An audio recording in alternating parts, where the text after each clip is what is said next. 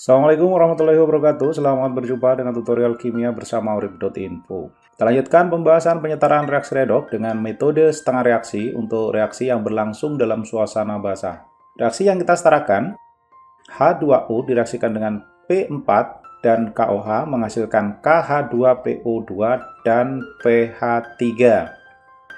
Dengan metode setengah reaksi, kita akan memasangkan spesies-spesies yang mirip.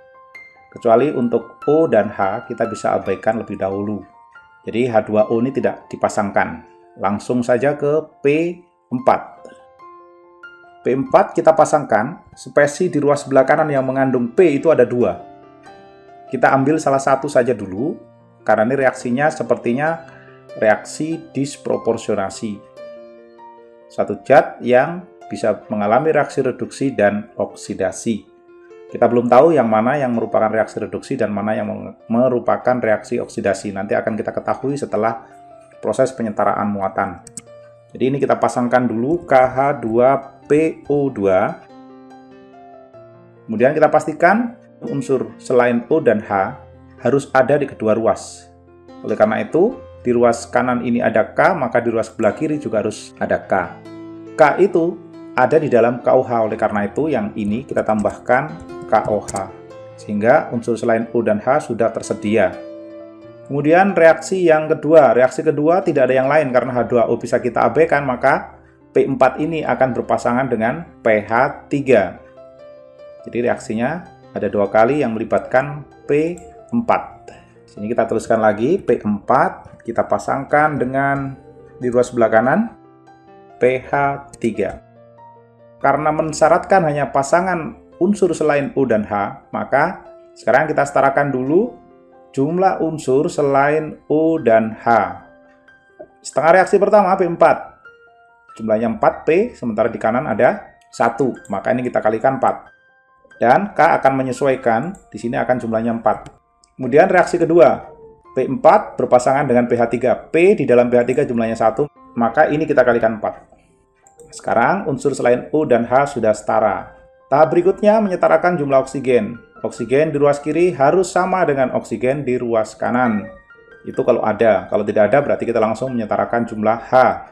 Setengah reaksi pertama, ini O ada 4 di ruas kiri dan di ruas sebelah kanan ada 4 kali 2, ada 8. Oleh karena itu, yang ini kita tambahkan H2O.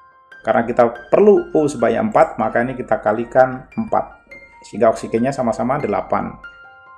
Walaupun ini reaksinya berlangsung dalam suasana basah, kita bisa selesaikan dengan menggunakan suasana asam, karena reaksinya adalah reaksi molekuler. Jadi ini reaksi redoks molekuler ya, tanpa melibatkan ion-ion di dalam persamaan reaksi yang diberikan.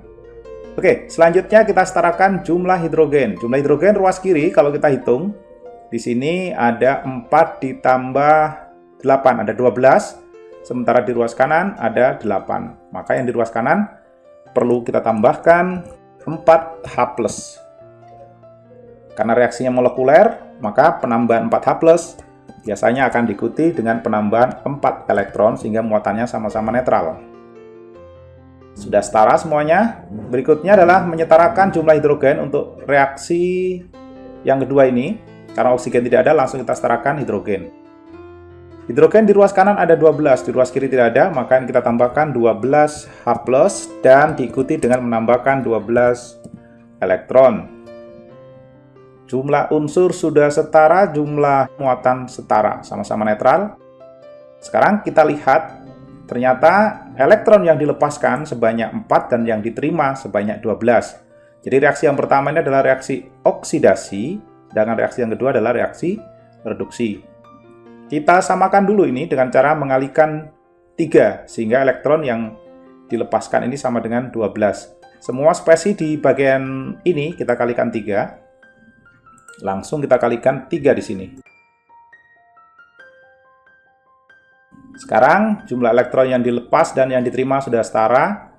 Kita bisa eliminir spesies sejenis yang muncul di ruas yang berseberangan. Yang ini kita bisa eliminir. Tapi di sini tidak saya eliminir, saya biarkan begitu saja. Kalau dengan manual silakan dicoret saja ya. Nah, selanjutnya kita bisa salin ini.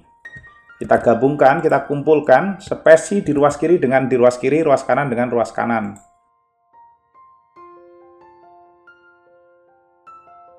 Kemudian yang ini kita tambahkan di sebelah kanannya. Kemudian kita periksa di sini ada spesies sejenis yang muncul dalam satu ruas. Maka ini kita bisa gabungkan. Jadi 3P4 dengan P4, ini kalau kita gabungkan jadi 4P4, dan yang sebelah sini kita bisa hapus karena sudah diwakili, sudah digabung di depan. Reaksi ini sebenarnya sudah setara, namun kita bisa sederhanakan koefisien yang muncul. Ini kan sama-sama punya faktor 4, maka semuanya kita bagi 4. Kalau kita bagi 4 hasilnya seperti ini. Sekarang tinggal meyakinkan. Kita bisa ngecek apakah semua unsur-unsur di ruas kiri juga tersedia dengan jumlah yang sama di ruas kanan. Bila semuanya sudah sama, maka reaksi ini bisa dikatakan setara. Kita sudah memastikan bahwa ini jumlahnya sudah setara ya, jumlah unsur-unsurnya. Cukup sekian, terima kasih sudah menyimak video ini. Sampai jumpa pada pembahasan penyetaraan reaksi redoks lainnya. Wassalamualaikum warahmatullahi wabarakatuh.